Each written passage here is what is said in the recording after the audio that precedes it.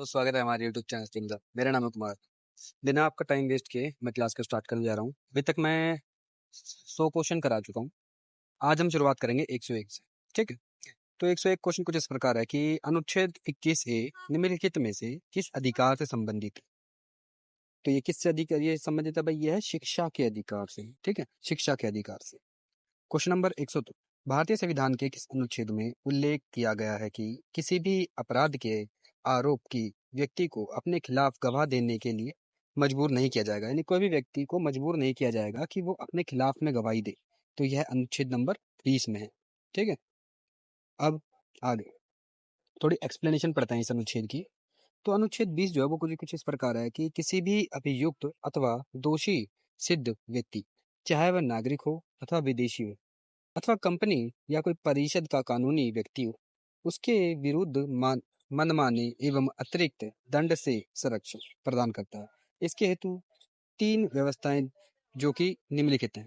ठीक है। सबसे पहली जो व्यवस्था है, कोई पूर्व पद पर प्रभाव विधि कानून ना होना, दोहरी क्षति ना होना। दोहरी क्षति का मतलब यह है कि आपको एक क्राइम करने पर आपको उसकी सजा एक ही बार दी जाएगी। ऐसा नहीं कि आपने क्राइम एक बार कर दिया उसकी सजा आपको बार बार दे दी गई। ठीक है। और स्व अभिशासन नहीं, यानी कि आप खुद के अगेंस्ट में गवाही नहीं दे सकते। क्वेश्चन नंबर 103, भारत के संविधान में 22 सब क्लोज 2 के तहत गिरफ्तार और हिरासत में रखे गए प्रत्येक व्यक्ति को निकटतम मजिस्ट्रेट के समक्ष पेश किया जाने की अवधि क्या है? ठीक है।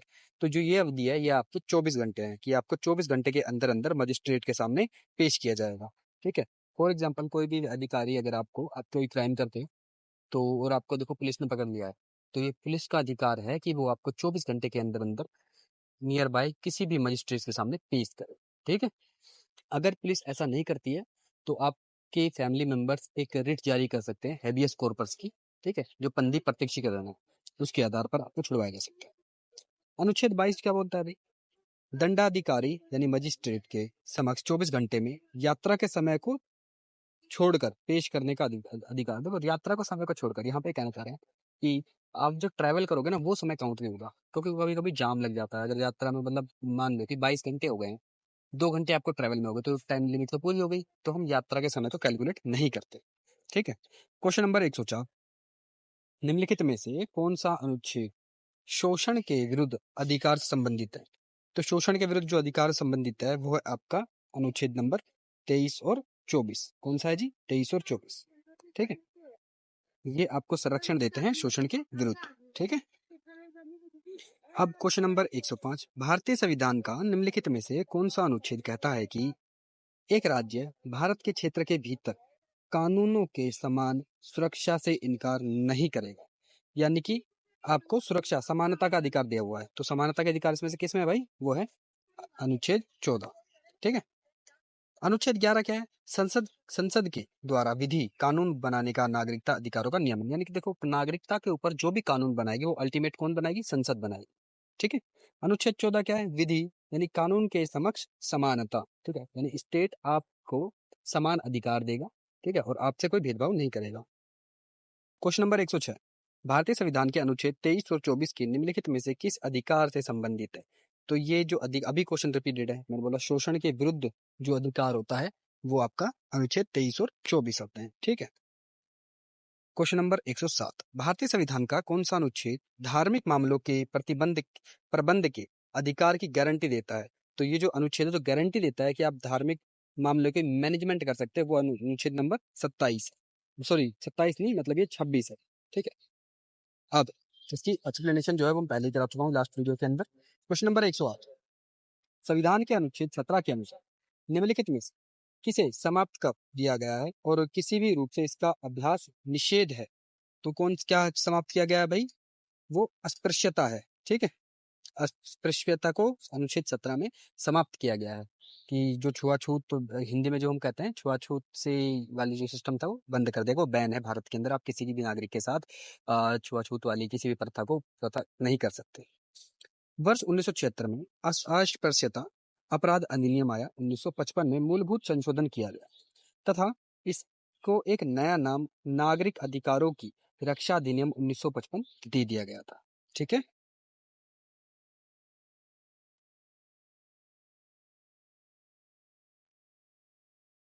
इस अधिनियम ने अस्पृश्यता के प्रत्येक प्रकार को समाप्त कर दिया और अनुच्छेद 17 की व्यवस्था की गई। अब क्वेश्चन नंबर 109 बोलता है कि निम्नलिखित में से कौन सी रिट जीवन और व्यक्तिगत स्वतंत्रता के अधिकार की रक्षा करती है? तो वो है आपकी हेबियस कॉर्पस, यानी कि बंदी प्रत्यक्षीकरण। ठीक है, ये रिट आपकी किसकी रक्षा करती है? आपकी व्यक्तिगत स्वतंत्रता के अधिकार की रक्षा करती है। ठीक है, इसे लैटिन भाषा से लिया गया है, जिसका शाब्दिक अर्थ है शरीर को प्रस्तुत किया जाए। शरीर को प्रस्तुत किया जाए। अगर कोई भी डिपार्टमेंट या कोई भी पुलिस अधिकारी आपको गिरफ्तार कर लेता और अनुच्छेद 22(2) के तहत वो आपको 24 घंटे के अंदर मजिस्ट्रेट के सामने पेश नहीं करता, तो आपकी फैमिली इस हेबियस कॉर्पस की रिट सुप्रीम कोर्ट में लगा सकती है, और जिसमें सुप्रीम कोर्ट आदेश देगा किसको? अपने लोअर डिपार्टमेंट को, कि शरीर के को प्रस्तुत किया जाए, यानी शरीर से है उस व्यक्ति को प्रस्तुत किया जाए कोर्ट में। ठीक है, यह किसी व्यक्ति को जबरन हिरासत में रखने का विरोध है। ठीक है, आ गया वही पॉइंट, जबरन हिरासत में नहीं रख सकते। रिट बंदी पक्ष प्रत्यक्षीकरण सार्वजनिक, प्राधिकरण अथवा व्यक्तिगत दोनों के खिलाफ जारी की जा सकती है। अब देखो, जो रिट है, रिट सुप्रीम कोर्ट कौन से आर्टिकल में जारी करता है? वो करता है आपका आर्टिकल नंबर 32 में। ठीक, कितनी रिट जारी करेगा? 5 रिट जारी कर सकता है। वहीं जहां हाई कोर्ट होता है, वो आपका रिट जारी करने का अधिकार तो कौन से आर्टिकल में है? वो आर्टिकल नंबर 226 है।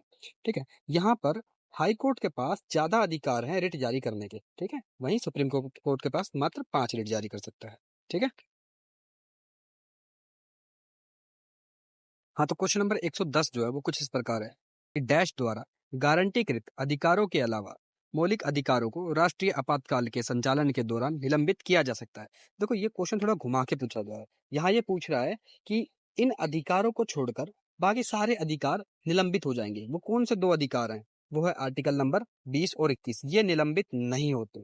ठीक है, देश के अंदर इमरजेंसी लग जाए तब भी ये निलंबित नहीं होंगे।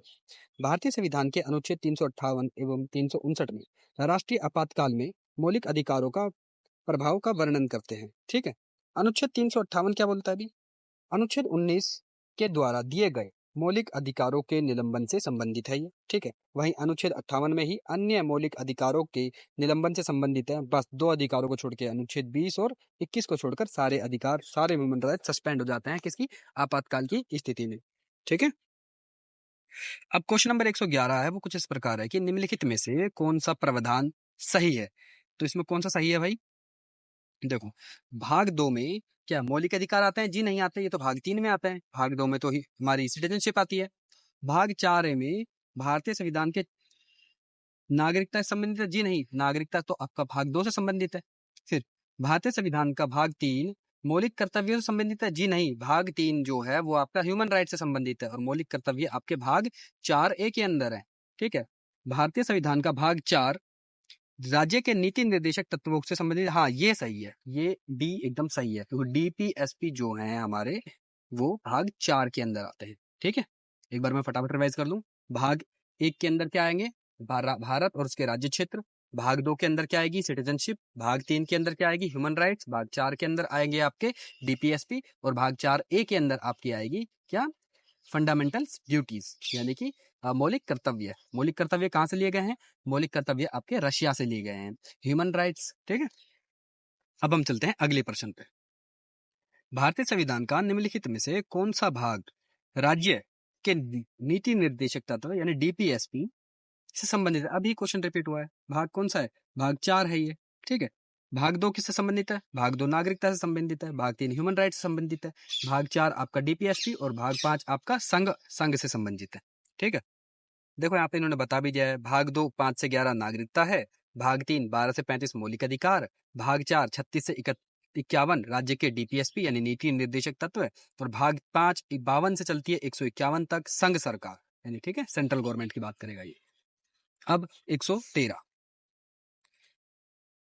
वो 2011 के 97वें संविधान संशोधन अधिनियम डैश ने संबंधित एक नया राज्य का नीति निर्देशक सिद्धांत जोड़ा गया। तो वो किससे जुड़ा है भाई?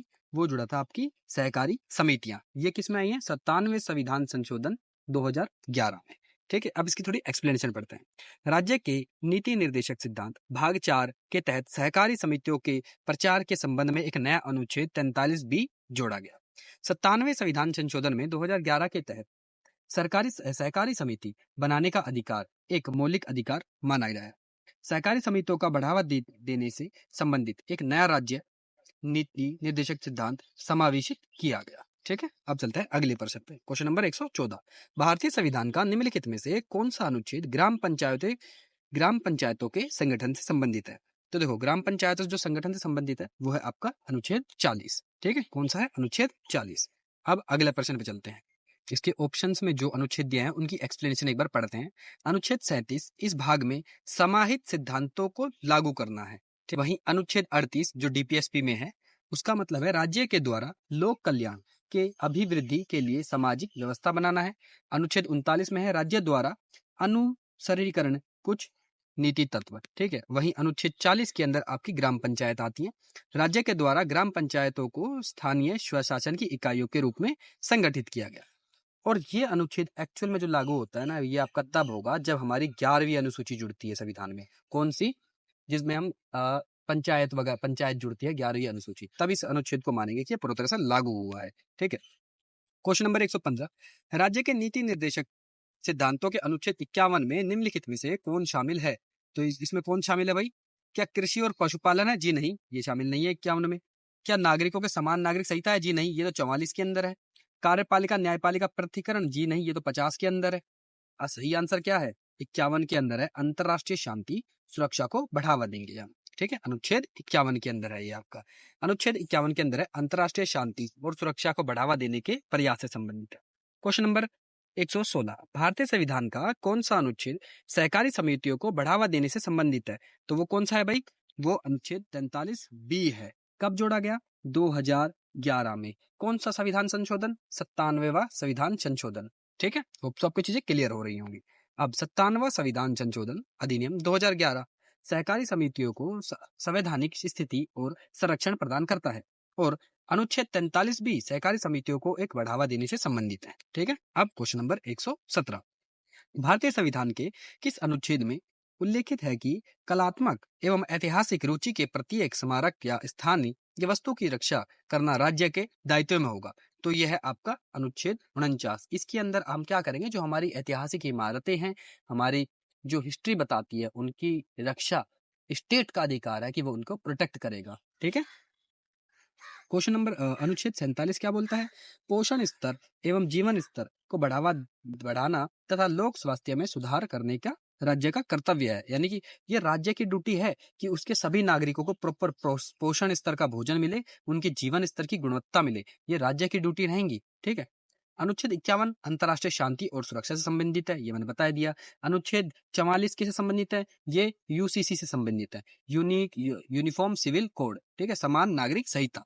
अनुच्छेद 40 किससे संबंधित है? जी पंचायतों से संबंधित है। इसके अंतर्गत कौन सी अनुसूची एक्ट में आई गई? वो 11वीं अनुसूची आती है। उसके अंदर कितने विषय हैं? 27। उसके अंदर 27 विषय हैं। ठीक है, अब क्वेश्चन नंबर 118, भारतीय संविधान का निम्नलिखित में से कौन सा अनुच्छेद समान न्याय और निःशुल्क कानूनी सहायता से संबंधित है? तो इसका जो सही आंसर है वो आपका 39A होगा। 39A के अंदर आपको समान न्याय और कानूनी सहायता दी जाती है। वहीं अनुच्छेद 43A के अंदर उद्योग के प्रबंध में श्रमिकों की भागीदारी रहेगी। ठीक है, और अनुच्छेद 48A में पर्यावरण संरक्षण एवं संवर्धन, वन एवं वन्य जीवों की सुरक्षा किसमें है? 48A के अंदर है। क्वेश्चन नंबर 119, भारतीय संविधान के किस अनुच्छेद में उल्लेख किया गया है कि राज्य द्वारा नागरिकों के लिए एक समान नागरिक संहिता यानी कि यूसीसी यूनिफॉर्म सिविल कोड आएगी? ये मैंने अभी क्वेश्चन बताया था पीछे वाले उसमें, ये आपका अनुच्छेद 44 के अंदर है यूसीसी। ठीक है, वहीं अनुच्छेद 41 में क्या है? अनुच्छेद 41 में कुछ दशाओं में कार्य, शिक्षा और लोक सहायता पाने का अधिकार है। अनुच्छेद 42 में क्या है? राज्य द्वारा मातृत्व राहत सहित काम की न्याय संगत और मानवीय स्थिति प्रदान करना है। अनुच्छेद 44 नागरिकों के लिए एक समान नागरिक संहिता। क्वेश्चन नंबर 120, राज्य के नीति निर्देशक सिद्धांतों के बारे में निम्नलिखित में से कौन सा कथन सही है? तो इसमें कौन सा कथन सही है? भारतीय संविधान के अनुच्छेद 62 से 71 डीपीएस पे जी नहीं, डीपीएसपी आपके 36 से 51 तक हैं। सी को देखते हैं। भारतीय संविधान के अनुच्छेद 12 से 35 डीपीएसपी जी नहीं, 12 से 35 तो आपके ह्यूमन राइट्स जा रहे हैं। ठीक है, तो इसका सही जो आंसर होगा वो होगा आपके 36 से 51 डीपीएसपी, ये बी वाला इसका सही होगा। ठीक है, अब इसकी एक्सप्लेनेशन। राज्य के नीति निर्देशक सिद्धांतों का उल्लेख संविधान के भाग 4 के तहत 36 से 51 में किया गया है। क्वेश्चन नंबर 121, भारतीय संविधान का कौन सा अनुच्छेद पर्यावरण संरक्षण, संवर्धन एवं वन एवं वन्य जीवों की रक्षा से संबंधित है? तो देखो ये अभी अभी क्वेश्चन रिपीट हुआ है, कौन सा? 48A है ये, ठीक है, 48A है इसका आंसर। वहीं 39A में क्या बोला गया है? समान न्याय एवं निःशुल्क कानूनी सहायता प्रदान करेगा। अब देखो बहुत बार आपने मूवीज में भी देखा होता है कि एक पक्ष के साथ तो एक प्राइवेट वकील होता है और दूसरे पक्ष के साथ राज्य सरकार उनको एक कानूनी वकील लेती है जो निशुल्क उनका केस लड़ती है। तो ये कौन से अनुच्छेद के थ्रू आती है? ये 39A के अंदर बात की गई है। 43A के अंदर क्या बोला है? उद्योगों के प्रबंध में आप श्रमिकों की भागीदारी करोगे, यानी कोई बिजनेस अगर चल रहा है तो उसमें उसके मैनेजमेंट में श्रमिकों की भी भागीदारी की जानी चाहिए कि भाई कुछ हिस्सा उसका शेयर्स श्रमिकों को दिया जाए। इससे उनका मोटिवेशन भी बढ़ेगा और वो दिल लगा के उस उद्योग में काम भी करेंगे, क्योंकि अगर उस उद्योग को प्रॉफिट होता तो प्रॉफिट तो बटेगा उन सब में, है ना। क्वेश्चन नंबर 122, भारतीय संविधान के कौन से अनुच्छेद में कहा गया है कि राज्य के पूरे क्षेत्र में नागरिकों के लिए एक समान नागरिक संहिता सुनिश्चित की जाए? ये क्वेश्चन अगेन तीसरी बार रिपीट हुआ है। ये समान नागरिक संहिता यूसीसी अनुच्छेद 44। अनुच्छेद 40 में क्या बोला है? अनुच्छेद 40 में पंचायतों के बारे में बोला है। अनुच्छेद 51 में क्या बोला है? अनुच्छेद 51 में बोला है आपके कि अंतरराष्ट्रीय शांति के बारे में बात करेंगे, ठीक है। अब हम चलते हैं क्वेश्चन नंबर 123, भारतीय संविधान के राज्य के नीति निर्देशक सिद्धांतों के बारे में निम्नलिखित में से कौन सा कथन सही है? 1976 में 42वें संविधान संशोधन अधिनियम ने संविधान में 6 नीति निर्देशक सिद्धांतों को जोड़ा। तो इसका आंसर ये नहीं है, 6 नहीं जुड़े थे भाई। 2002 में 86वें संविधान संशोधन अधिनियम ने 45 के स्थान अनुच्छेद 45 के स्थान पर एक नया अनुच्छेद प्रस्तापित किया, मौलिक अधिकार, जो बन गया। तो ये भी गलत है। 86वां संविधान संशोधन ऐसा कुछ था ही नहीं, वो तो कुछ और था, यानी बोथ आर रॉन्ग, ठीक है, बोथ आर रॉन्ग। तो इसका जो सही आंसर होगा वो होगा आपका बी, ना तो ए ना है डी। 42वें संविधान संशोधन में 1976 में द्वारा भारतीय संविधान में 6 नीति निर्देशक सिद्धांत नहीं बल्कि 4 सिद्धांत जोड़े गए थे। ये इंपॉर्टेंट है, कितने थे? 4 थे, ना कि 6। अतः ए गलत है, बी सही है, ठीक है। सॉरी, यहाँ पे गलत तो आपको बी बता दिया, ये आपका ये है, ठीक है, क्योंकि 2002 में 86वां संविधान संशोधन अधिनियम ने अनुच्छेद 45 के तहत एक नया अनुच्छेद जोड़ा था, ठीक है। ये मैं यहाँ पे गलत हूँ, ये आपका 20 वाला सही है, ठीक है ना, मैंने गलती करेक्ट कर दी। अब चलते हैं क्वेश्चन नंबर 124, भारतीय संविधान के अनुच्छेद 36 से 51 डैश से संबंधित है। देखो अगेन रिपीटेड क्वेश्चन, क्या संघ है? जी नहीं, संघ तो आपका 51 से आगे चलता है। क्या मौलिक कर्तव्य है? जी नहीं, ये तो आपकी 51A के अंदर आती है। क्या मौलिक अधिकार है? जी नहीं, ये तो आपके कितने 12 से 35 आती है, ठीक है। क्या आपके डीपीएसपी हैं? जी हाँ, तो इसका सही आंसर क्या है? डीपीएसपी है, जो 36 से 51 तक जाते हैं, ठीक है। क्वेश्चन नंबर 125, निम्नलिखित में से कौन सा अनुच्छेद राज्य के पोषण स्तर, जीवन स्तर को बढ़ाने तथा सार्वजनिक स्थान में सुधार करने के कर्तव्य को निर्धारित करता है? तो कौन करता है भाई? राज्य के जीवन स्तर और उसके लोगों का जीवन स्तर और पोषण को बढ़ाने के लिए कौन करता है? क्या 44 करता है? जी नहीं, 44 भी नहीं करता। 45 करता है? ये भी नहीं करता। 46 करता है? ये नहीं, 47 करता है इसका आंसर, ठीक है। 44 में क्या है? यूनिफॉर्म सिविल कोड, समान नागरिक संहिता है। वहीं 46 के अंदर क्या है? अनुसूचित जाति, अनुसूचित जनजातियों, अन्य कमजोर वर्गों के शैक्षणिक तथा आर्थिक हितों का बढ़ावा देंगे हम, अनुच्छेद 46 के अंदर, ठीक है। और वहीं अनुच्छेद 47 क्या बोलता है? पोषण स्तर, जीवन स्तर को बढ़ाना तथा सार्वजनिक स्थान में सुधार करने का राज्य का कर्तव्य रहेगा ये, ठीक है। क्वेश्चन नंबर 126, भारतीय संविधान का निम्नलिखित में से कौन सा अनुच्छेद कामगारों के लिए निर्वाह मजदूरी वेतन से संबंधित है? यानी कि अगर काम करोगे तो आपको सैलरी दी जाएगी। तो ये आपका है अनुच्छेद 43 के अंदर है। कौन सा है जी? 43 के अंदर है। अब अनुच्छेद 43 को पढ़ते हैं। कर्मकारों के लिए एक निर्वाह मजदूरी वेतन 43A के अंदर बोला गया है कि उद्योगों के प्रबंध में कर्मचारियों का भी भाग होगा। अनुच्छेद 43 खा में बोला गया है सहकारी समितियों का प्रोत्साहन, यानी अनुच्छेद 43B। 43A में क्या है भाई? उद्योगों में कर्मकारों का भी एक भाग होगा, ठीक है। और खाली 43 में क्या है कि कर्मकारों को उनके काम के निर्वाह पर आपको सैलरी देनी होगी। अब 44 सभी नागरिकों के लिए एक समान नागरिक संहिता। अनुच्छेद 127, भारत के संविधान के अनुच्छेद 50 में डैश में उल्लेख है। समान न्याय को बढ़ावा देना और मुक्त कानूनी न्याय व्यवस्था, ये नहीं है जी। लोक सेवाओं में न्यायपालिका को कार्यपालिका से अलग, ये सही है, बी वाला है, यानी 50-50 कर देते हैं ये लोक सेवा लोक कार्यपालिका लोक सेवाओं से दोनों के बीच में पृथकीकरण किया गया है। भारतीय संविधान के भाग 4 के तहत राज्य के नीति निर्देशक तत्वों में अनुच्छेद 50 भी शामिल है, जिसमें न्यायपालिका से कार्यपालिका को पृथक कर दिया गया है। वहीं क्वेश्चन नंबर अब 128 में देखते हैं। भारतीय संविधान का निम्नलिखित में से कौन सा अनुच्छेद कुछ मामलों में कार्य, शिक्षा और सामाजिक सहायता के अधिकार से संबंधित है? तो किस किस के से संबंधित होना चाहिए भाई? आपका शिक्षा से, कार्य से, सामाजिक सहायता। तो ये है आपका अनुच्छेद 41। 43 के अंदर क्या है कि भाई अगर कोई कर्मचारी काम करता है तो उसके निर्वाह पे उसे वेतन दे दो। ठीक है। 44 क्या है? समान नागरिक संहिता यूसीसी है। वही 41 के अंदर क्या है आपका? कार्य, शिक्षा और सार्वजनिक सहायता है। ठीक है। अब देखो डीपीएसपी के कुछ अनुच्छेद।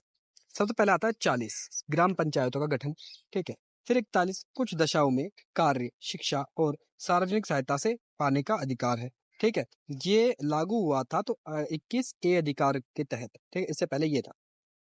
इसके बाद 42 में क्या है? कार्य की न्याय संगत मनोविचित दशाओं का पर प्रस्तुत करना सहायता का उपबंध है। वही 43 में कर्मकारों के लिए निर्वाह मजदूरी आदि।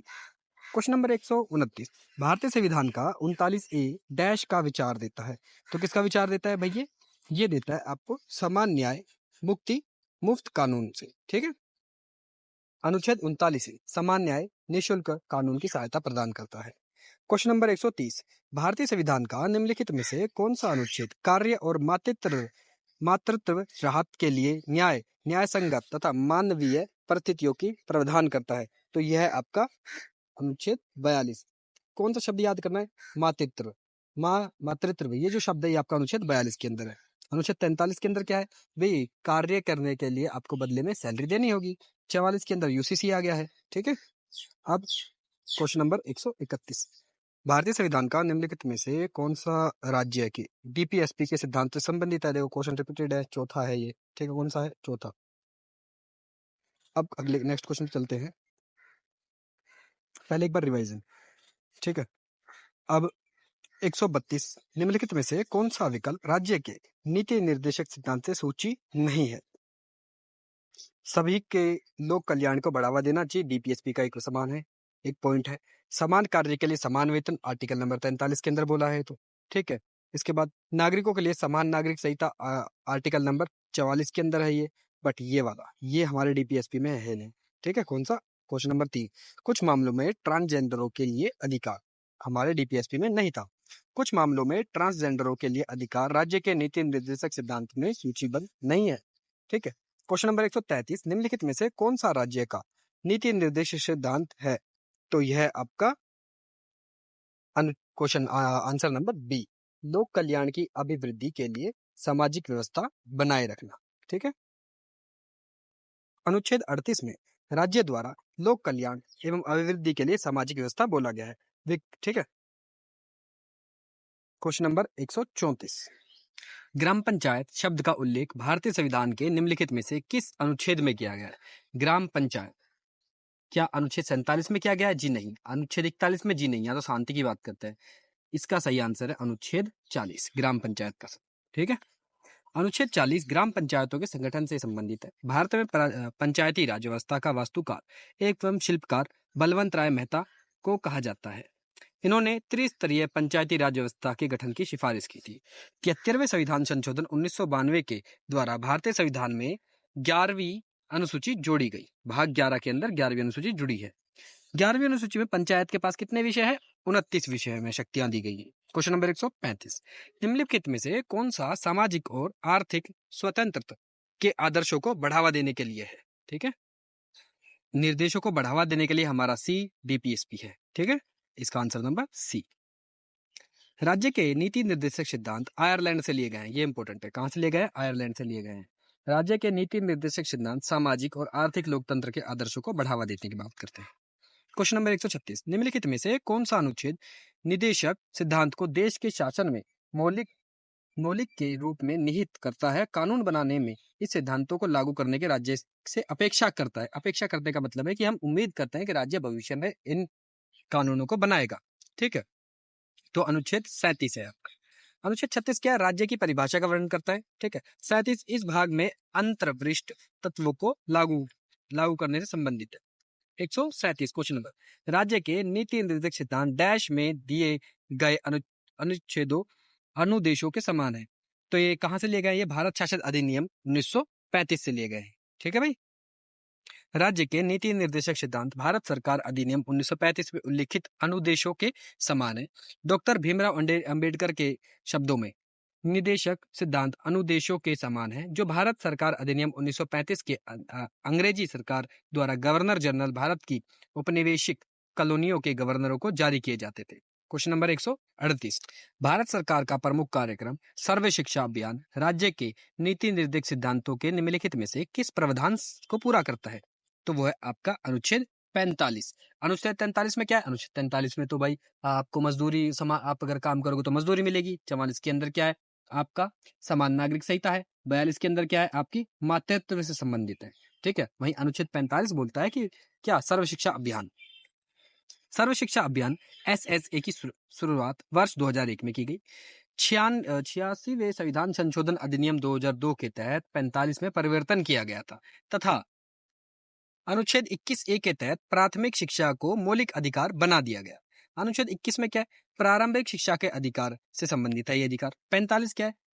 बालपन पूर्व देखभाल से एवं 6 वर्ष से कम उम्र के बच्चों की शिक्षा से संबंधित है ये। ठीक है।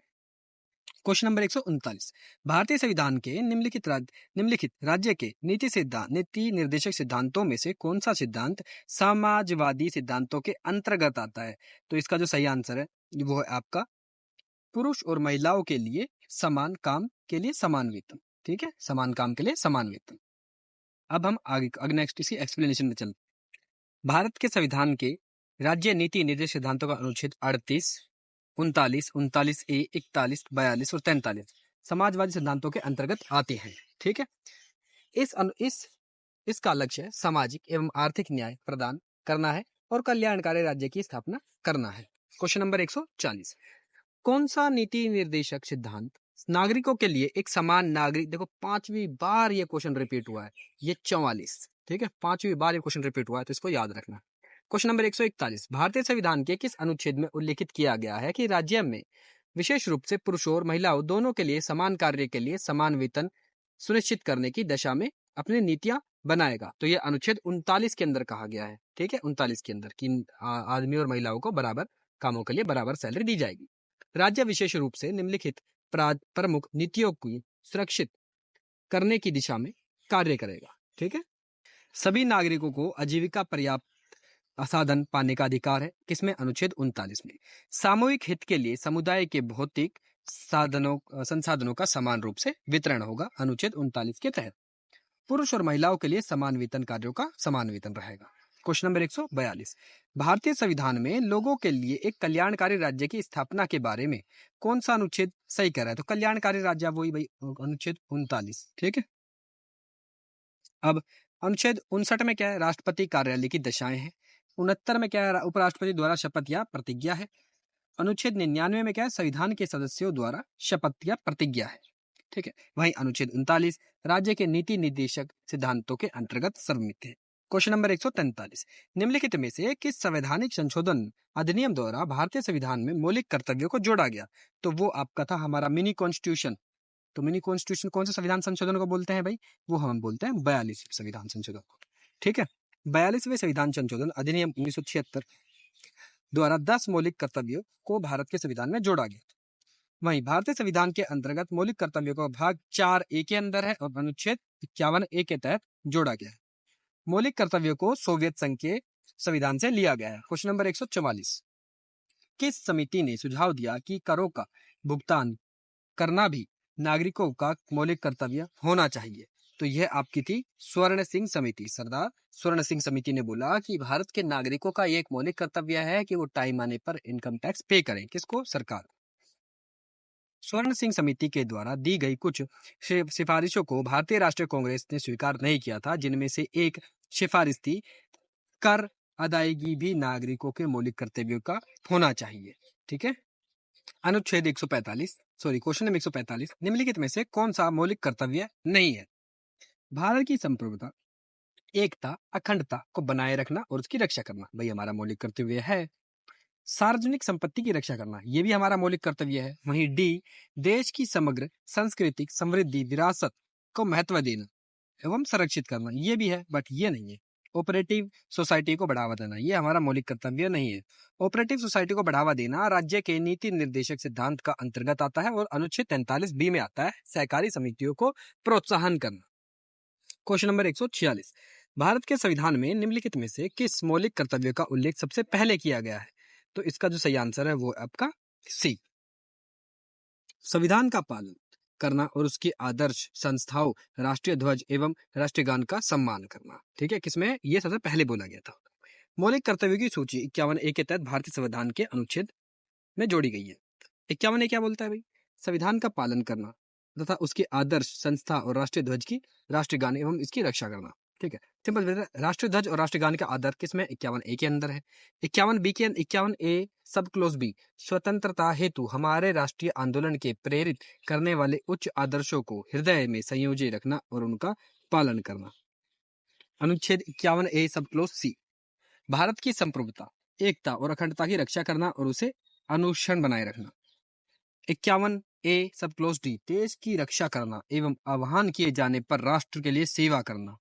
51A सब क्लोज ई, भारत के समस्त नागरिकों को समरसत्व, सम्मान, भ्रातृत्व की भावना का निर्माण करना, जो भाषा तथा प्रदेश अथवा वर्ग आधारित सभी प्रकार के भेदभाव से परे है। ऐसी प्रथा का त्याग करना जो स्त्रियों के सम्मान के विरुद्ध है। 51A सब क्लोज एफ में क्या बोला गया? यानी एफ में क्या बोला है? अपनी संस्कृति की गौरवशाली परंपरा एवं महत्व समझना एवं उसका परिरक्षण करना। जी में क्या बोला है? प्राकृतिक पर्यावरण की रक्षा करना तथा उसका संवर्धन करना व परिमाणत्र के प्रति दया एवं भावनात्मक। 51H में क्या बोला है? वैज्ञानिक दृष्टिकोण, मानववाद, ज्ञान अर्जन तथा सुधार की भावना का विकास करना। आई के अंदर क्या बोला है? सार्वजनिक संपत्ति की सुरक्षित करना और हिंसा से दूर रहना। जे के अंदर क्या बोला है? व्यक्तिगत सामूहिक गतिविधियों के समस्त क्षेत्रों में उत्कर्ष की ओर आगे बढ़ाना, सतत प्रयास करना, जिसे राष्ट्र के निरंतर बढ़ते हुए प्रगति एवं उपलब्धि की ऊंचाइयां छू सके।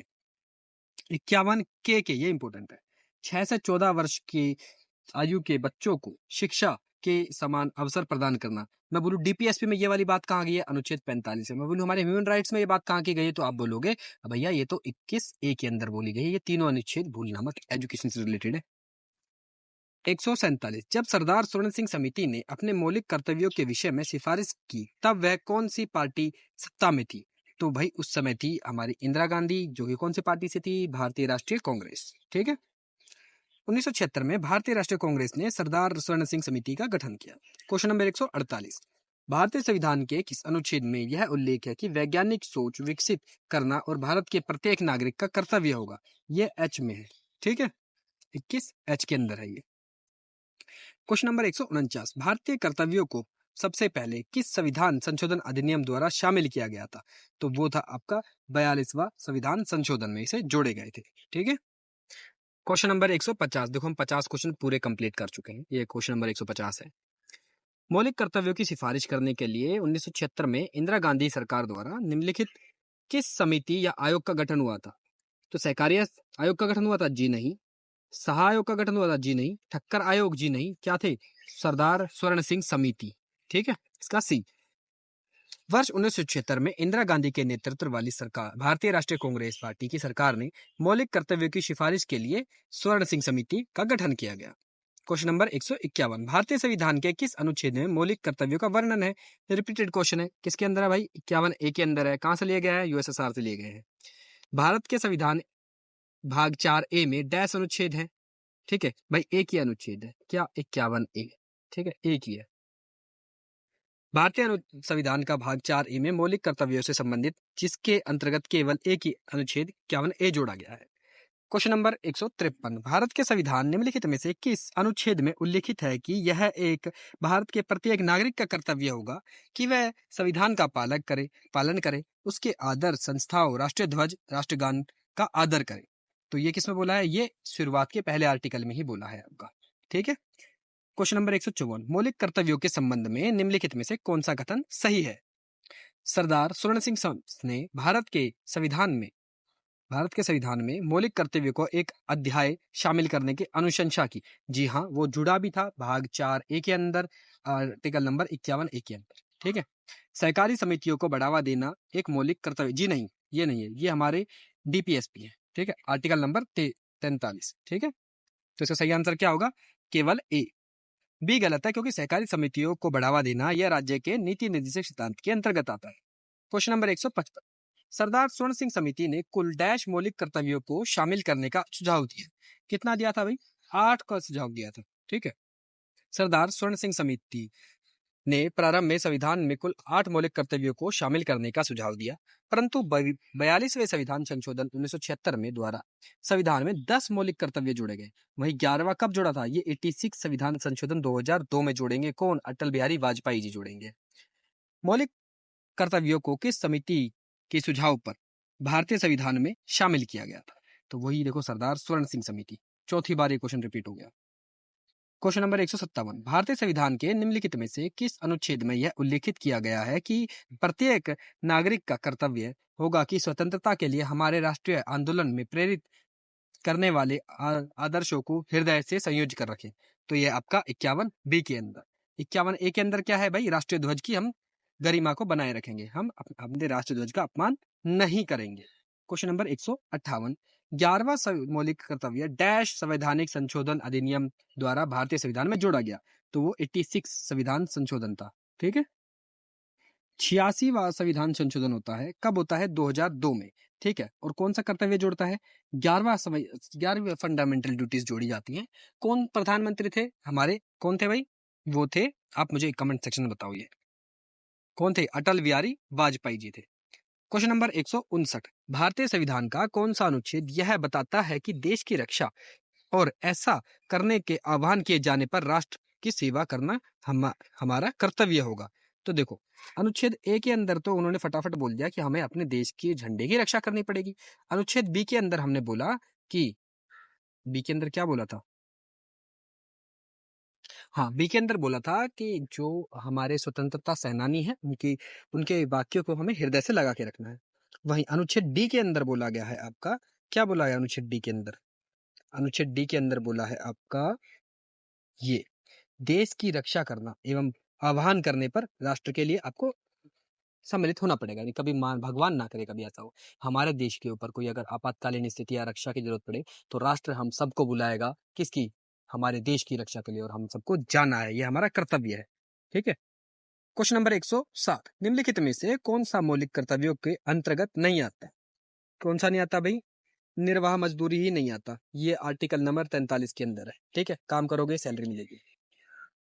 आर्टिकल नंबर 43, कर्मचारियों को निर्वाह मजदूरी, वेतन आदि प्रावधान से संबंधित है। यह अनुच्छेद राज्य के DPSP में है। क्वेश्चन नंबर 161, भारत के संविधान में के किस अनुच्छेद में उल्लेखित है कि जीवित प्राणियों के प्रति दया रखना भारत का एक प्रत्येक नागरिक का एक कर्तव्य है?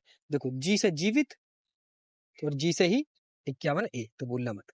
ठीक है। क्वेश्चन नंबर 162, भारत के संविधान में के किस अनुच्छेद में उल्लेखित किया गया है कि वनों, झीलों, नदियों और वन्य जीवों सहित प्राकृतिक पर्यावरण की तथा सुधार करना और जीवित प्राणियों के प्रति दया भावना रखना भारत के प्रत्येक नागरिक का ये कर्तव्य होगा? तो ये किस में बोला गया है? तो वही जी से जीवित, जी से अनुच्छेद 51A, इसका सही आंसर जी है। ठीक है। क्वेश्चन नंबर 163, निम्नलिखित में से कौन सा युग्म गलत है? तो इसमें देखो, भारत संघराज्य क्षेत्र, ये तो सही है। भाग 3 के अंदर फंडामेंटल राइट्स आते हैं, भाग 8 के अंदर केंद्र शासित प्रदेश आते हैं, ये भी ठीक है। बट भाग 2 के अंदर आपके मौलिक कर्तव्य नहीं आते। भाग 2 के अंदर आती है आपकी नागरिकता। ठीक है, मौलिक कर्तव्य 51A के अंदर आता है। क्वेश्चन नंबर 164, भारतीय संविधान का निम्नलिखित में से कौन सा अनुच्छेद राष्ट्रपति पर महाभियोग हेतु प्रक्रिया का प्रावधान करता है? तो वो है आपका अनुच्छेद 61 में। कौन सा? अनुच्छेद 61। अनुच्छेद 61 राष्ट्रपति पर महाभियोग प्रक्रिया। अब महाभियोग का अर्थ क्या है भाई? अर्ध न्यायिक प्रक्रिया है। इस प्रक्रिया को कहां से लिया गया है? अमेरिका से लिया गया है। ठीक है। अनुच्छेद 88 क्या है? सदनों के बारे में मंत्री और महान्यायवादी के अधिकार। ठीक है, यानी मंत्री और महान्यायवादी के अधिकार है। अनुच्छेद 73 में क्या है? संघ की कार्यपालिका की शक्ति का विस्तार है यहाँ पे। 78 में क्या है? राष्ट्रपति को सूचना देने के आदि के संबंध में प्रधानमंत्री का एक कर्तव्य होगा। और यहाँ पे देखो प्रधानमंत्री बाउंडेड नहीं है, बाध्य नहीं है कि राष्ट्रपति को सूचना दे, बट उसका कर्तव्य बोला गया है कि आपको देनी होगी। अब चलते हैं अगले प्रश्न में। भारत के राष्ट्रपति द्वारा राज्यसभा के कितने सदस्यों का नामांकन किया जाता है? तो वो है आपका 12। ठीक है, कितने? 12 को करते हैं। राष्ट्रपति द्वारा साहित्य, विज्ञान, कला, समाज सेवा संबंध में विशेष ज्ञान रखने वाले 12 सदस्यों को मनोनीत किया जा सकता है। राज्यसभा के अनुच्छेद 80 में वर्णित है कि राज्यसभा में अधिकतम सदस्य संख्या 250 होगी, परंतु वर्तमान में यह 245। राज्यसभा के वर्तमान में कितनी है? 233 वर्तमान सदस्य है। वहीं 12 आपके क्या है? मनोनीत है, जो कि राष्ट्रपति द्वारा मनोनीत किया गया है। राज्यसभा में सबसे ज्यादा जो राज्य की सीट आती है वह उत्तर प्रदेश की कितनी है? 21। उसके बाद दूसरे नंबर पे आता है महाराष्ट्र 19 सीटों के साथ, तमिलनाडु 18 सीटों के साथ, वहीं पश्चिम बंगाल 16 सीटों के साथ। ठीक है। Question number 166। भारतीय संविधान के निम्नलिखित में से कौन से अनुच्छेद में यह उल्लेखित है कि प्रत्येक वर्ष प्रथम सत्र के आरंभ में राष्ट्रपति संसद के दोनों सदनों को एक संबोधित करेंगे और सत्र समावेश के कारणों से संसद को अवगत कराएंगे? ठीक है, तो ये किसमें है भाई? ये अनुच्छेद 87A के अंदर है। किसमें? 87A के अंदर है। अब अनुच्छेद 87A के अंदर लोकसभा के प्रत्येक आम चुनाव के पश्चात प्रथम सत्र के आरंभ में प्रत्येक वर्ष के प्रारंभ सत्र के आरंभ में राष्ट्रपति संसद के दोनों सदनों को संबोधित करेगा, संसद को अपने आह्वान करने का कारण बताएगा। वहीं 86 सब क्लोज 2 के अंदर है कि राष्ट्रपति संसद को संदेश भेज सकता है तथा विशेष परिस्थितियों में मंत्रिपरिषद व मतभेद की स्थिति में राष्ट्रपति इस संदर्भ में अपने स्वविवेक का प्रयोग कर सकता है। Question number 167। प्रधानमंत्री एवं भारतीय संघ के अन्य मंत्रियों की नियुक्ति राष्ट्रपति द्वारा निम्न में से किस अनुच्छेद के अंतर्गत की जाती है? तो प्रधानमंत्री की जो नियुक्ति करती है कौन करेगा जी? राष्ट्रपति करेगा, अनुच्छेद 75 के तहत। ठीक है, इसमें अनुच्छेद 75। अब इसकी एक्सप्लेनेशन पढ़ते हैं। अनुच्छेद 70 में क्या बोला गया है कि अन्य आकस्मिकताओं में राष्ट्रपति के कृत्यों का आह्वान है। वहीं 75(1) के अंदर क्या कि प्रधानमंत्री की जो नियुक्ति करेगा वो राष्ट्रपति करेगा, अन्य मंत्रियों की नियुक्ति प्रधानमंत्री की सलाह पर करेगा। किसमें? 75(1) के अंदर। वहीं 79 के अंदर क्या है? संसद का गठन है। संसद के 3 सदन होंगे और तीनों का नाम क्या होगा? एक आपकी लोकसभा होगी, एक आपकी राज्यसभा होगी और एक आपके स्टेट के हेड होंगे। और स्टेट के हेड कौन है? अपने राष्ट्रपति। वहीं 85 के अंदर क्या है? संसद के सत्र वासना और विघटन से संबंधित है। कौन? 85। भारत के उपराष्ट्रपति का चुनाव निर्वाचन मंडल द्वारा किया जाता है जिसमें डैश सदस्य शामिल होते हैं। तो ये कौन है भाई? उपराष्ट्रपति के लिए हमारे संसद के दोनों सदस्य शामिल होंगे। ठीक है, संसद के दोनों सदस्य। अब एक्सप्लेनेशन। उपराष्ट्रपति का जो चुनाव वो कहाँ आता है? वो अनुच्छेद 63 के अंदर उपराष्ट्रपति के पद का प्रावधान है। वहीं 66 सब क्लोज 1 के अंदर उपराष्ट्रपति का निर्वाचन संसद के दोनों सदनों के सभी निर्वाचित एवं मनोनीत सदस्य मिलकर गठन होने वाले निर्वाचन मंडल द्वारा किया जाता है। ठीक है। उपराष्ट्रपति के पद के लिए प्रत्याशी का नाम न्यूनतम 20 मतदाताओं द्वारा प्रस्तावित और 20 मतदाताओं द्वारा अनुमोदित रेक्टिफाइड होना जरूरी है। वहीं उपराष्ट्रपति का निर्वाचन गुप्त मतदान प्रणाली के माध्यम से ये इंपॉर्टेंट है। कौन? अनुपातिक प्रतिनिधित्व प्रणाली के द्वारा होता है, एकल संक्रमणीय मत प्रणाली द्वारा। ठीक है, कौन सी? एकल संकरणीय मत प्रणाली। Question number 169। भारत के राष्ट्रपति का कार्यकाल कितना होता है जी? 5 साल होता है। कितना होता है? 5 साल होता है। अनुच्छेद 56 में राष्ट्रपति का कार्यकाल पद ग्रहण करने की 5 वर्ष की स्थिति बताया गया है। राष्ट्रपति जब उपराष्ट्रपति को अपना त्याग पत्र देता है तब उपराष्ट्रपति तत्काल इसकी सूचना लोकसभा के अध्यक्ष को देगा। वहीं उपराष्ट्रपति का जो कार्यकाल है वो 5 साल है। राज्यपाल का कार्यकाल 5 वर्ष, राष्ट्रपति के प्रसाद पर्यास्त पर, यानी 5 साल से ज्यादा भी हो सकता है। लोकसभा का कार्यकाल 5 वर्ष, वहीं राज्यसभा का के सदस्यों का कार्यकाल कितना होता है? 6 वर्ष होता है। नियंत्रक एवं महालेखा परीक्षक का कार्यकाल क्या होता है? 6 वर्ष या 65 वर्ष की आयु से पहले। जो पहले हो गया तो हो जाएगा उनका कार्यकाल खत्म। वर्ष 1987 में और 1992 के बीच भारत राष्ट्रपति कौन थे? तो कौन थे भाई? वो आर वेंकट रमन थे। कौन? आर वेंकट रमन थे आपके। कौन? 1987 से 1992 तक हमारे राष्ट्रपति। अब देखो यहाँ पे कुछ राष्ट्रपतियों जी को कार्यकाल बोले गए हैं। सबसे पहले आप कहते हैं फखरुद्दीन अली अहमद 74 से 77, फिर ज्ञानी जेल सिंह 82 से 87, फिर शंकर दयाल शर्मा कब? 92 से 97। अब दो राष्ट्रपति जाकिर हुसैन एवं फखरुद्दीन अहमद अपने कार्यकाल के दौरान ही इनका निधन हो गया था। निम्नलिखित में से कौन भारत के राष्ट्रपति के लिए चुनाव में भाग नहीं ले सकता? कौन नहीं ले सकता भाई? राज्य की विधान परिषद के निर्वाचित सदस्य इसमें भाग नहीं ले सकते। ठीक है। राष्ट्रपति का जो चुनाव मंडल है वो अनुच्छेद 54 में है। भारत के राष्ट्रपति के निर्वाचन मंडल में संसद के दोनों सदनों एवं राज्य की विधानसभाओं के निर्वाचन सदस्यों को शामिल करता है। वहीं अनुच्छेद 70 में क्या है? संविधान संशोधन 1992 के द्वारा दिल्ली पुदुचेरी विधानसभा के निर्वाचित सदस्यों की राष्ट्रपति के निर्वाचन मंडल में शामिल किया गया है। ठीक है। राष्ट्रपति के चुनाव में मतदान करने वाली अनुमति नहीं, किस किस को अनुमति नहीं है जी? राज्यसभा के मनोनीत सदस्य को नहीं है। ठीक है। राज्य विधानसभा के मनोनीत सदस्य और विधान परिषद के सदस्य, इन लोगों को राष्ट्रपति के चुनाव में भाग लेने की अनुमति नहीं है। क्वेश्चन नंबर 172, राष्ट्रपति को संसद एवं विधान परिषदों द्वारा पारित कानूनों तथा संवर्ती सूची में शामिल विषयों के बीच विसंगतियों को दूर करने का अधिकार देता है। वो देता है आपका अनुच्छेद 254 देता है। कौन देता है? अनुच्छेद 254। भाई अनुच्छेद 253 में क्या है भाई? अंतरराष्ट्रीय कारागारों को लागू कराने के लिए विधान है। ठीक है।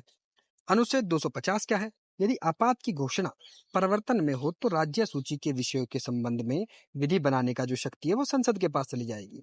259 के अंदर क्या है? पहली सूची के अब भाग बी में राज्यों को सशस्त्र बल निरस्त कर दिया गया। क्वेश्चन नंबर 173, संवैधानिक आपातकाल की उद्घोषणा को इसकी जारी करने की तारीख डैश के भीतर संसद के दोनों सदनों द्वारा अनुमोदित किया जाना। तो ये डैश का आंसर जो होगा वो है आपका, तो इसका सही आंसर है 2 महीने। ठीक है। राष्ट्रपति शासन की उद्घोषणा 2 माह तक लागू रहती है। ठीक है। अगर 2 माह के भीतर संसद के दोनों सदन अलग अलग साधारण बहुमत से इसका अनुमोदन करते हैं तो यह घोषणा 6 माह के लिए बढ़ाई जा सकती है। राष्ट्रपति शासन की अधिनियम अधिकतम वर्ष क्या होता है? 3 वर्ष का होता है। राष्ट्रपति आपातकालीन शक्तियां भाग 18 के अंदर है। राष्ट्रीय आपातकाल 352। ठीक है, नेशनल इमरजेंसी। राष्ट्रपति शासन जो कि जनरली स्टेट में लगता रहता है वो 356, अभी वर्तमान में किस में लगा हुआ है? मणिपुर में लगा हुआ है। फिर वहीं आपका वित्तीय आपातकाल यह है आपका अनुच्छेद 307, फाइनेंशियल इमरजेंसी। वित्तीय आपातकाल आपने कहाँ लिया है? ये हमने लिया है यूएस से।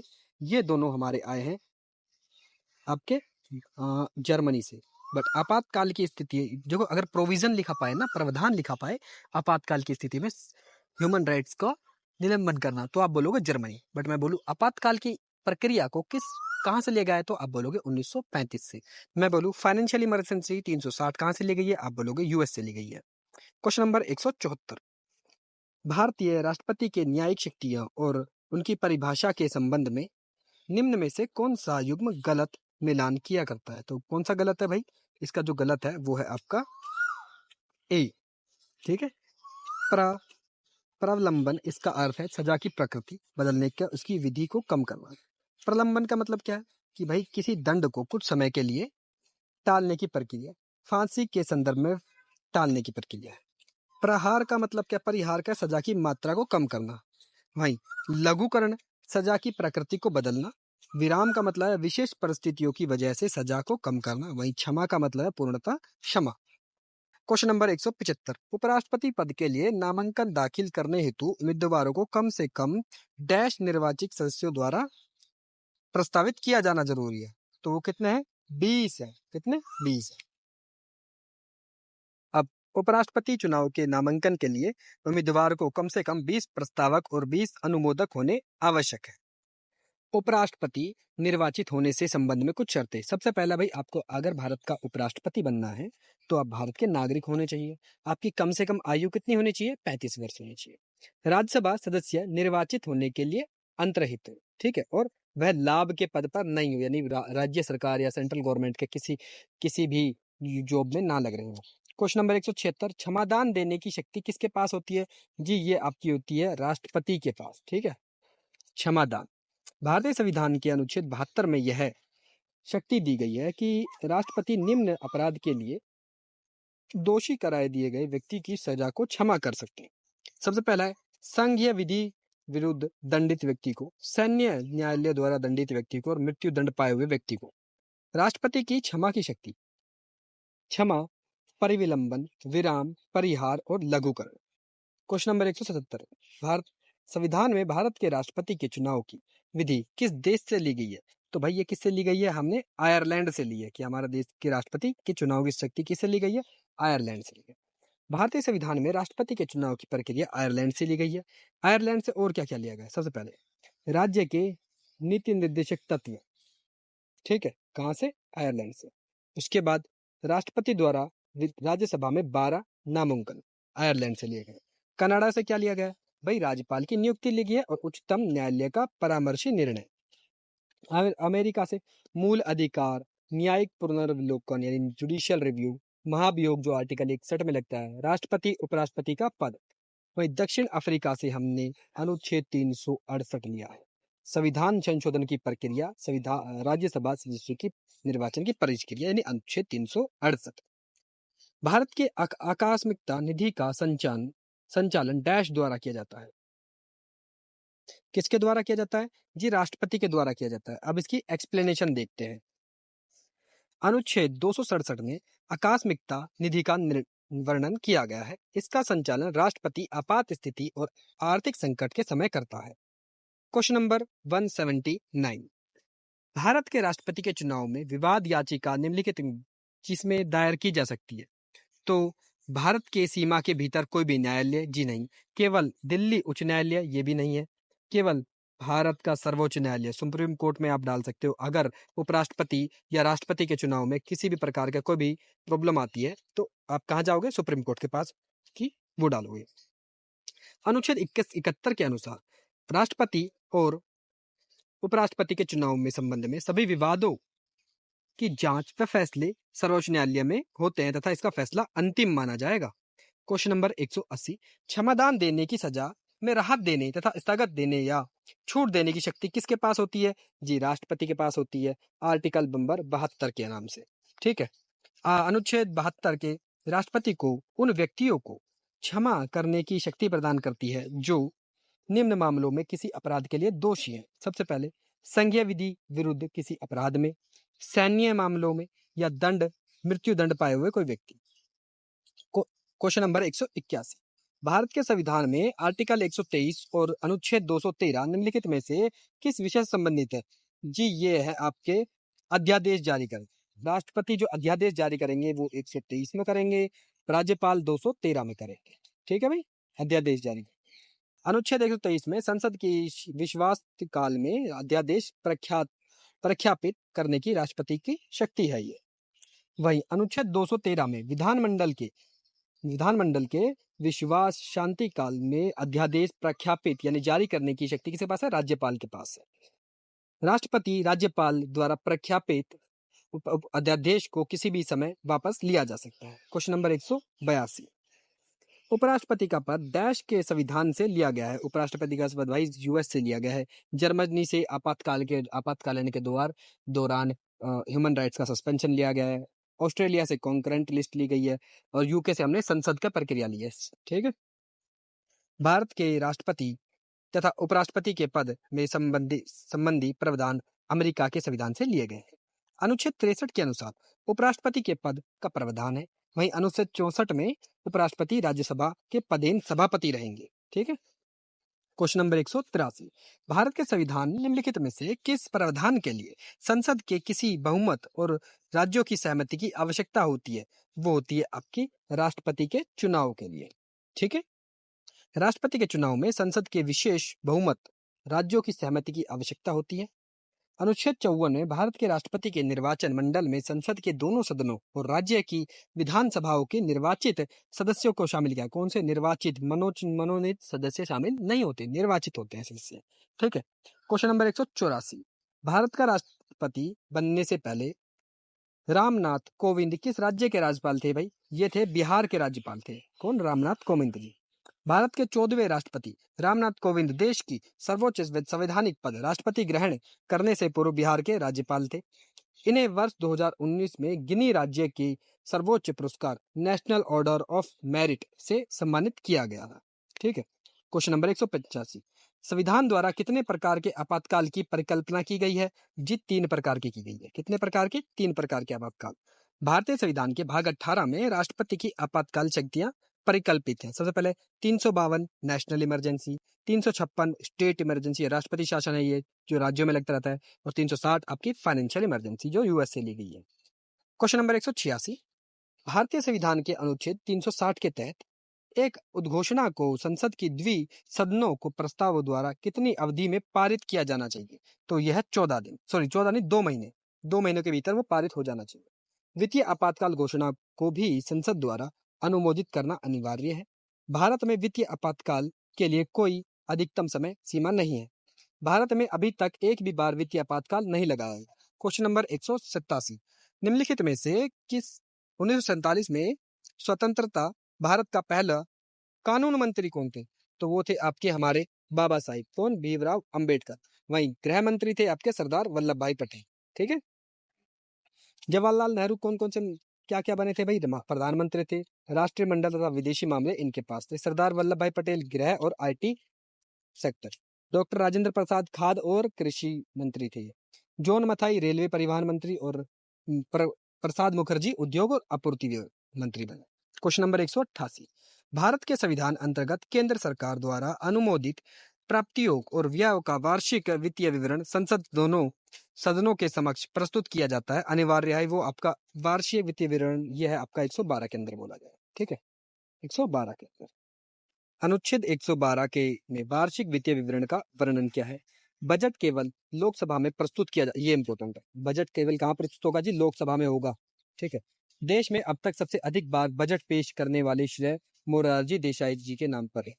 क्वेश्चन नंबर 189, निम्नलिखित में से किस वर्ष भारतीय संसद द्वारा पंजाब का पुनर्गठन किया गया था? तो पंजाब का पुनर्गठन होता है आपका 1966 में होता है। ठीक है। पंजाब पुनर्गठन अधिनियम 1966 और राज्य पुनर्गठन अधिनियम की पूर्व सिफारिश के अनुसार पारित होने के साथ हरियाणा वर्ष 1966 में पंजाब से अलग होकर भारत का 17वां राज्य बना। ठीक है। राज्य छत्तीसगढ़ आपका कब बना है? 1 नवंबर 2000 को। ठीक है। वहीं उत्तराखंड 9 नवंबर 2000 को बना है, और झारखंड आपका 15 नवंबर 2000 को बना। तेलंगाना आपका वर्तमान का सबसे नया राज्य है जो 2014 2 जून को बना था। क्वेश्चन नंबर 190, भारत के संविधान का डैश भाग संसद संगठन संरचना अवधि अधिकारियों प्रक्रिया विचार अधिकारियों शक्तियों आदि से संबंधित है? तो यह आपका संविधान 5। ठीक है, अनुच्छेद 5 है जो कि आपका संघ से संबंधित है। भारतीय संविधान के भाग 5 में संघ सरकार, कार्यपालिका, राष्ट्रपति, संसद की विधायी शक्तियां, संघ न्यायपालिका, भारत का नियंत्रण एवं महालेखा परीक्षक का वर्णन किया गया है। संविधान के भाग 4 में राज्य के नीति निर्देशक तत्वों का वर्णन है। क्वेश्चन नंबर 191, संविधान के किस अनुच्छेद के तहत राज्य कल्याणकार सूची में संविष्टि किसी भी विषय में संबंधित मामले में संसद कानून बनाएगी? ठीक है, तो यह आपका 249 अगर लॉन्च हो जाए तो आपकी जो राज्य सूची है वो उसके ऊपर कानून बनाने का अधिकार संसद के पास आ जाता है। अनुच्छेद 249 में राज्य सूची के विषय के संबंध में राष्ट्रीय हित में विधि बनाने के संसद को ये शक्ति दी गई है। ठीक है। अनुच्छेद 123 में संसद विश्व काल में अध्यादेश जारी करने की शक्ति है राष्ट्रपति को। 352 में राष्ट्रीय आपातकाल हो गया। 354 में आता है आपका जब आपातकाल की उद्घोषणा प्रवर्तन में है तब राजस्व के वितरण संबंधित उपबंधों को लागू करें।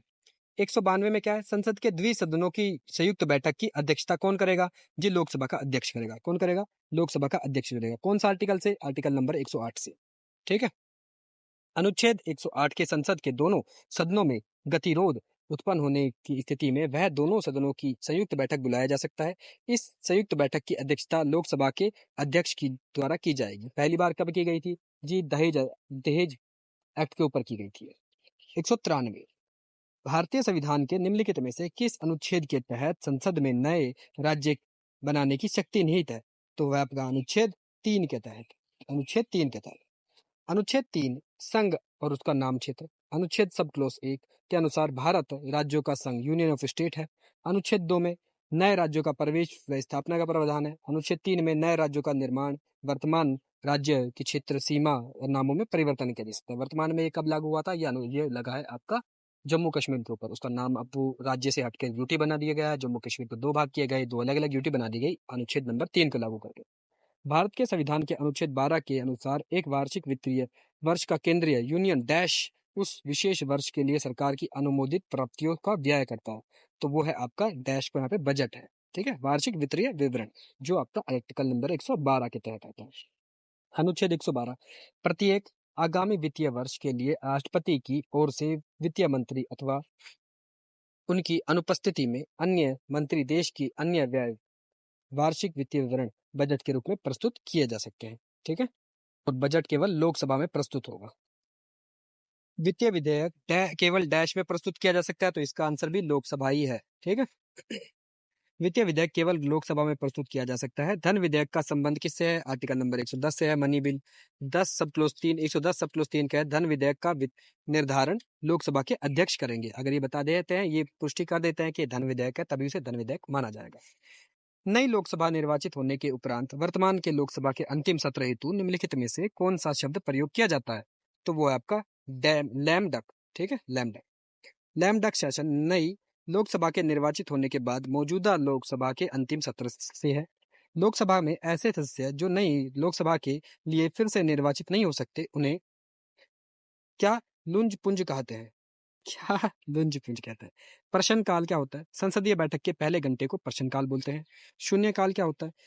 शून्यकाल प्रश्नकाल के तुरंत बाद शुरू होता है, तब तक यह जब तक एक दिन की कार्यकारिणी शुरू नहीं हो सकती। शून्यकाल दोपहर 12 बजे से शुरू होता है। ठीक है, क्वेश्चन नंबर 197 भारत के संविधान के निम्नलिखित में से किस अनुच्छेद में संसद के दोनों सदनों की संयुक्त बैठक की है? तो वो 108 के अंदर दी गई है। ठीक है, संयुक्त बैठक कौन है अध्यक्ष? लोकसभा का अध्यक्ष इसकी अध्यक्षता करेगा।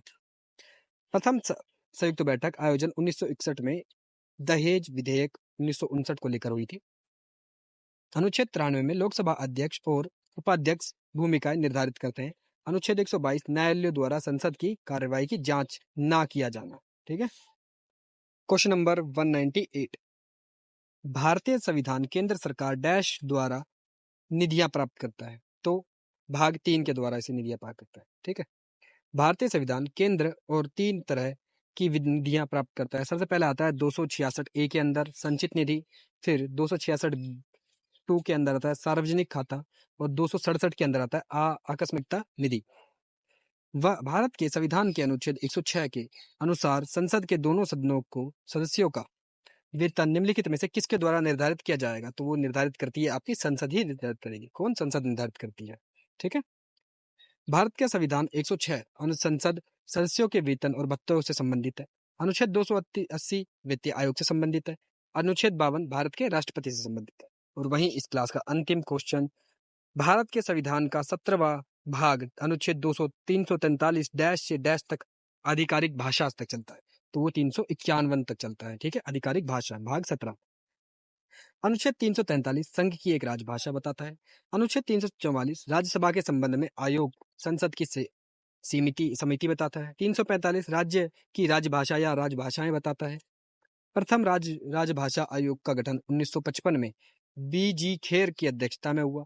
14 सितंबर 1949 को हिंदी को संवैधानिक रूप से राजभाषा घोषित कर दिया गया। इसलिए 14 सितंबर को हिंदी दिवस के रूप में मनाया जाता है। ये नेशनल हिंदी डे है, बट वहीं मैं इंटरनेशनल हिंदी डे की बात करूँ तो वो 10 जनवरी है। ठीक है, होप सो आपको ये क्लास पसंद आई हो। आप इसे लाइक करिए, शेयर करिए, सब्सक्राइब करिए। ठीक है, नेक्स्ट क्लास में मैं इसके 201 से स्टार्ट करूंगा। Thank you.